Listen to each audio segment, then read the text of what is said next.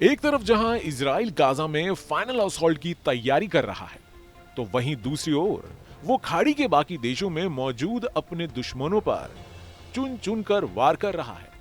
Qatar में Hamas के leaders पर हमला करने के बाद अब इजराइल ने यमन के हूती बागियों पर भी हमला किया है। अल मसीरा टीवी के अनुसार प्रत्यक्षदर्शियों ने बताया कि इस हमले में हूती रक्षा मंत्रालय को निशाना बनाया गया। इजरायली मीडिया ने दावा किया कि इजराइल यमन पर हमले कर रहा है, लेकिन इजरायली सेना की ओर से तत्काल कोई आधिकारिक बयान नहीं आया। सना के निवासियों ने न्यूज एजेंसी रॉयटर्स को बताया कि हमला दो पहाड़ों के बीच एक गुप्त ठिकाने पर हुआ, जिसे कमांड और कंट्रोल मुख्यालय के रूप में इस्तेमाल किया जाता है। इजरायली सेना रेडियो ने बताया कि हमले के निशाने पर हूती मुख्यालय और सैन्य शिविर थे। ये हमले इजराइल और हूती आतंकवादियों के बीच एक साल से अधिक चल रहे हमलों और जवाबी हमलों का हिस्सा हैं, जो गाजा में चल रहे युद्ध से जुड़े हैं। ईरान समर्थित हूतियों ने लाल सागर में जहाजों पर हमले किए हैं, जिन्हें वे गाजा में फिलिस्तीनियों के साथ एकजुटता का कदम बताते हैं।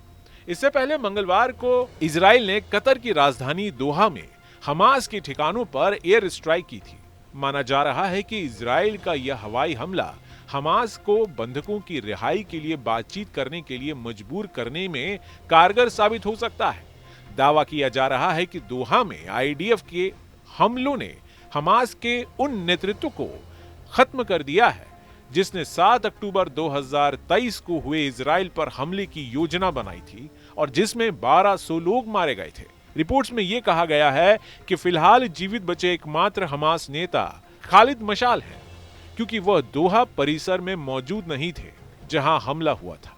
वहीं इजराइल के एक और दुश्मन लेबनान के मिलिशिया हिजबुल्लाह के नेता ने बुधवार को कहा कि कतर पर इजराइल का हमला खाड़ी देशों के लिए एक चेतावनी है।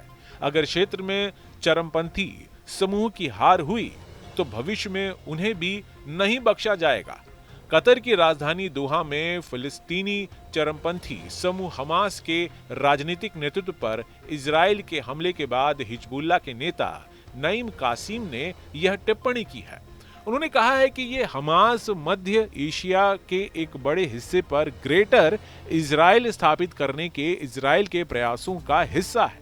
उन्होंने इजराइल से सामान्य संबंध रखने वाले बहरीन और संयुक्त अरब इमिरात जैसे खाड़ी के देशों की ओर इशारा करते हुए कहा कि अगर प्रतिरोध करने वालों को दुश्मन हरा देता है तो अगला नंबर आपका होगा।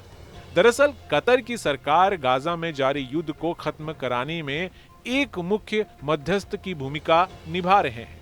हमास ने कहा कि इजरायली हमले में उसके 5 सदस्यों की मौत हुई है, जबकि कतर की एक सुरक्षा अधिकारी की भी जान चली गई है। कासिम ने कहा कि हम कतर के साथ हैं जिस पर आक्रमण हुआ है और हम फिलिस्तीनी प्रतिरोध का भी समर्थन करते हैं।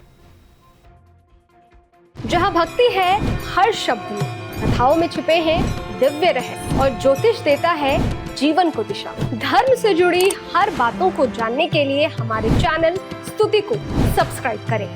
चैनल पर जाने के लिए इस लिंक पर क्लिक करें।